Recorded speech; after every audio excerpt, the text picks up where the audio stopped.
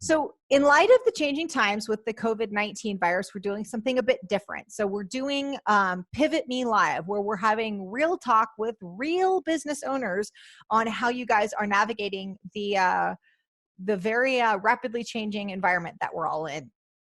Some are working really hard to keep their doors open. Some are even actually thriving and their businesses up at times like this. So what we're doing today is we're bringing people on that are talking about their business. And again, this is very dynamic. This is raw, off the cuff, exactly the way you'd probably want it in this time. My guest today is client turned friend, Eric Miller. He's the founder and owner of L Investment Group out of Cleveland, Ohio. Thank you so much for joining us today, Eric, and taking taking time out of your no doubt busy schedule and ever-changing schedule to talk to us. Well, it's hectic, but I do have more time to talk to you. Schedule's freed up a little bit, right? That's freed up. Perfect. Well, Eric, tell us about your business. Tell us about what you do, where you do it. Give us a little background. Well, primarily what I've been in the business of doing for close to 20 years now, while EL Investment Group's only been around about 6 years, is, I go in and I help out distressed homeowners, people that are losing their house because they've lost a job, which is uncanny in this environment. And, or they're going through divorce situations, or they just can't keep up with the repairs on the house. So basically what we do is we help a homeowner out of a bad situation. We take these houses, we revitalize them, and we package up a turnkey home for a new buyer that doesn't want to have to do any repairs or work on the house. So we're helping one person and helping another. So we're helping the original homeowner out of a bad situation, and then we're putting a new homeowner in the house, and they're ready to go and happy because it's been freshly renovated. Wow. Yeah. I can see how that is interesting and timely right now. So is your, well, before we kind of get in the mechanics of the business, how are you guys coping right now? I mean, obviously things have changed as they have for all of us. How are you guys coping? I think mildly everybody that works for me is freaking out a little bit. Sure. but they're mostly men, so they're not discussing it, and they're keeping busy. I've tried to reassure the guys that there's plenty of work and we're going to move forward no matter what. And if we go on a strict quarantine, that we could just quarantine them in the houses that they're working on and they can sleep there. So not to worry that the checks will keep flowing. I was fortunate enough, and as you know, I closed 3 properties right before the pandemic got serious. So luckily we have a little more cash to operate with moving forward. We have a little bit of cushion. We could sit tight without any cash coming in for a little bit. Sure. That'll be helpful, Yeah. So is your staff office, are they field, virtual, a combination of all 3? At this point, obviously my construction workers are not exactly virtual, but they're local contractors that do the work on the houses. And I have one assistant that works virtually out of Florida. Mostly she helps out with the inspections I do on the side with Camelot Home Inspections.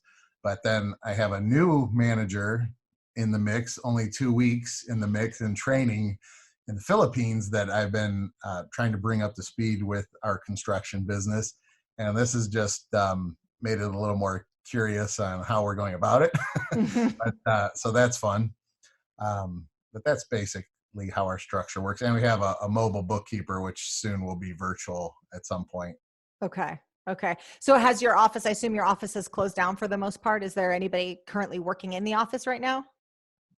We've had some changes. We used to have an in-office manager. We no longer do. So besides the bookkeeper, I'm the only one that uses the office. Okay. Actually means I can come in here and get work done if I need to. Yeah. That wasn't the case before. So that's a blessing in disguise. Sure. What's the main hurdles that you're facing right now? I'm going to say it's mindset, because I know that there's a lot of opportunity that's coming up. But right now, I think even myself a little bit is like, okay, I got to go to the grocery store, make sure I have enough water, toilet paper, and supplies just in case. And, if you take a step back and look at that, most of the worry is a little silly. We all have enough supplies in our home to last quite a while, Hmm. and I don't think there's a need for all that concern. But it carries through to the workers. They're Sure. concerned. They're thinking, "Oh, I'm not going to get a paycheck." Even though you're telling them they are, they're thinking, you know, doom and gloom a little bit. So I Sure. think even after this interview, I might go over and do a little more visitation and talk to the guys and boost their morale a little bit and just let them know it's going to be okay again. Repetition is the mother of Yeah. skill, so I'm going to go repeat that a few times and Yeah, I maybe bet. bring them a little snack or something. Yeah, yeah. That's a really good point. It's just you probably can't emphasize that enough, is that that their role is safe, because there are a lot of roles out there that aren't safe right now. So the fact that you're able to do that for your team is really invaluable. I'm really glad that you guys are in a position. Do you feel like you're in a position, because you mentioned you just recently closed on 3 properties? Do you feel like you were in a position for that, or to some degree, do you feel like you kind of prepared to weather a storm should one arise? Well, this business feels like one nonstop storm. Yeah. So you're either in the middle of the storm or you're laying on the beach enjoying yourself. It just bounces back and forth a lot.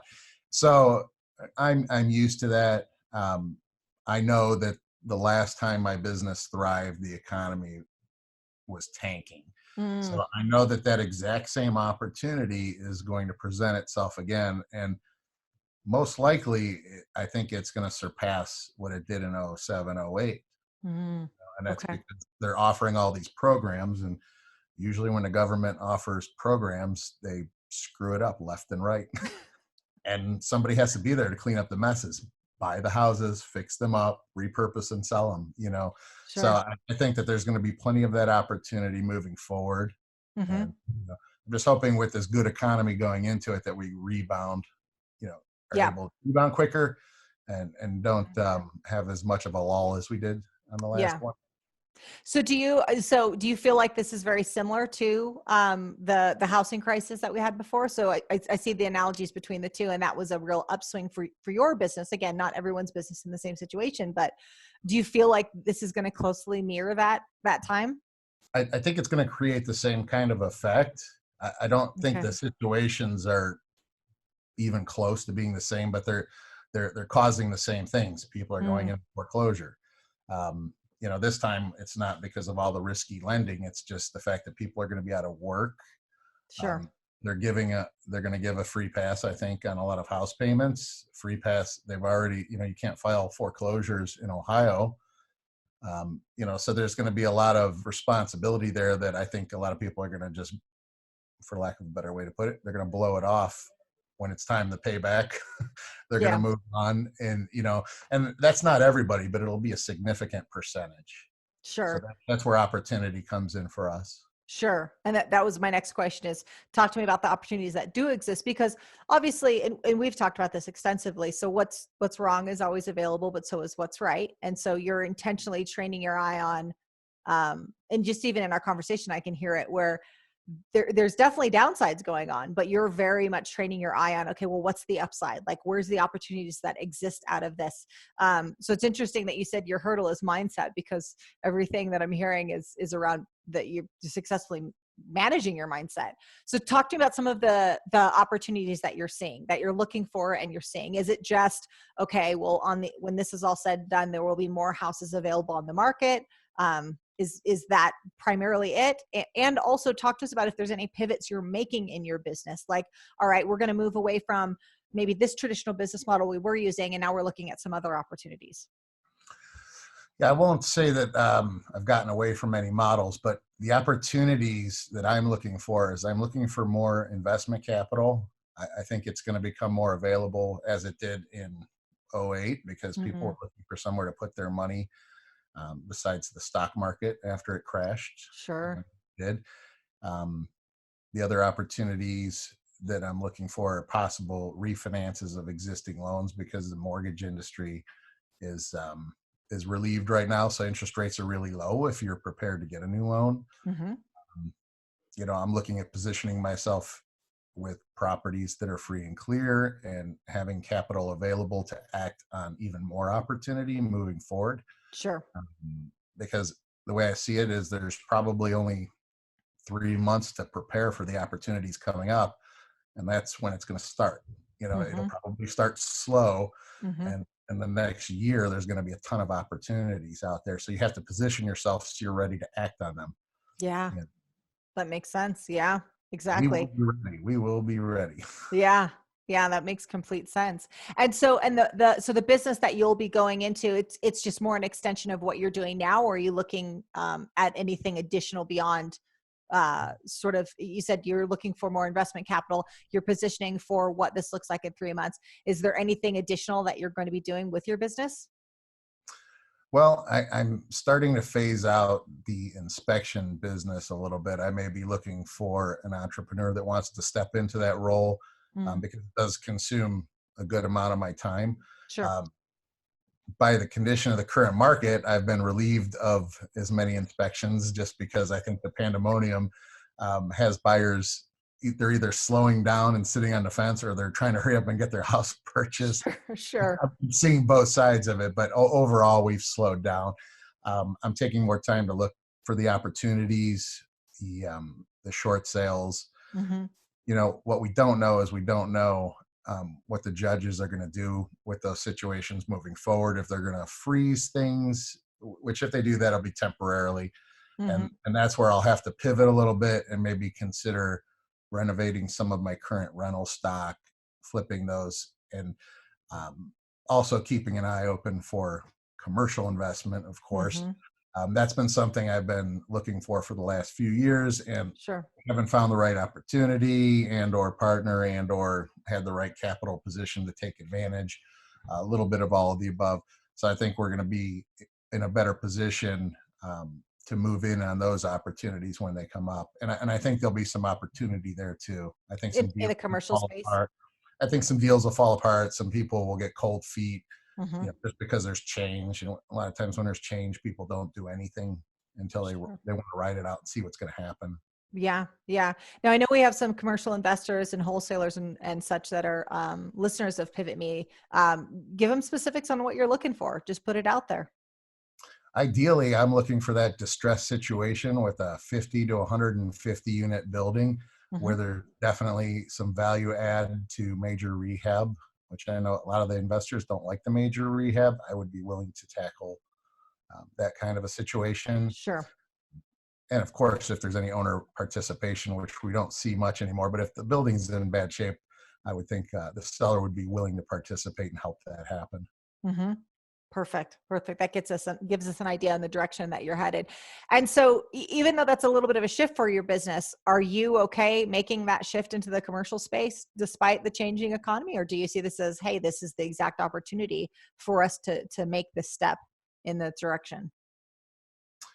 People got to live somewhere. They do. They So, certainly do. And you that's know, what you provide for people.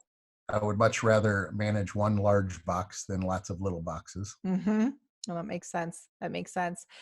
Just in the kind of speaking kind of to the leadership piece, are you finding let me rephrase this. How are you stepping up for people, whether that's your team, your family, your community? Just knowing you, obviously, we've worked together for quite some time. A lot of people look to you for guidance, for leadership, probably for a bit of a harbor in the storm. Are you finding that, and how are you handling it? How are you managing that? Um, I find myself in numerous conversations, and I tend to end them all with "It's going to be okay," Mm, because I think that there's a lot of uncertainty out there right now, and not everybody's equipped to handle that. mhm, I'm not saying that I'm perfect either. I worry. I'm human. mhm, But you have to focus on what you can do. What can I control? What mm, can I do for my business? Well, right now I can work on making my systems better. I can do those to-dos that have been on my list for 6 months that I just never get to because, well, now I have the time to study a little more. And I can mhm. fit those things in that are going to help me rebound faster. They're going to help me recover more capital later if I make less now. So, Sure. It's a great way to approach it. So, what one of the things that I've heard from some business owners is they're finding that they have more time, to do those things. So tackle the things that are on their to-do list, or maybe work on strategies or goals and things like that. But they're having a hard time staying focused on that. Is there a trick or a technique that you can share on how, and that might just be managing your mindset as well, but how are you able to focus on those things in sort of the mix of all that is going on? Well, I will admit I'm just as scatterbrained as anyone else right now. So my thoughts are bouncing around, and the home life is the same thing. The family's nervous. And so I'm Hmm. getting the phone calls and the text messages. So that it's a distraction. you know, Sure. I- I've run to the grocery store on lunchtime too, just to pick Hmm. up the things that are needed. Um, for myself, I try to visit it first thing in the morning. I do a little priming exercise that I learned from Tony Robbins, and I try to be grateful for everything that's going well, and I try to focus on what I need to do for that day. And you can't beat yourself up for what you don't get done, but Mm. at the end of the week, you'll find you got something accomplished. E- Sure. e- Even if it seems like a small thing, and that's what's going to keep building, so you ultimately get to where your goal is. Yeah, yeah. So is there habits, like you mentioned priming in the morning, is there some habits that you're still doing today that are helping you navigate this? Whether it's, I always do this and I've just continued to do this, or I've developed this new habit that's helping you right now. Well, a pivoting habit, because they've closed down the gyms here, Oh, yeah. is I've started going hiking, and I can't seem to get a hike done in the same amount of time I could be at the gym. So that 1 hour workout at the gym has become a 2 hour hike, which is awesome. It's Mm, a great place to clear your head and say, oh, just relax. What are we trying to accomplish here? mhm. Uh, which direction are we heading with the business? Which direction do we want to stop going in with the business? And it just becomes a little clear when you exercise. So I think exercise is a good catalyst for getting clear on what you're trying to accomplish. Yeah. Yeah. That brings me to another point, which is what has the upside been? So let me rephrase that. There's always gifts in any situation, even tough times, right? So you were saying hiking. Is it maybe more time with the family or with your sons? What's been some blessings that have come out of this time? The blessings would definitely be I've done some more projects around the house with my boys. They're staying up later, so they don't have to be in bed early for school. So we've been working together a little bit more, and then we've had more time because I've taken them hiking with me. So Oh, we've had more time for some discussions.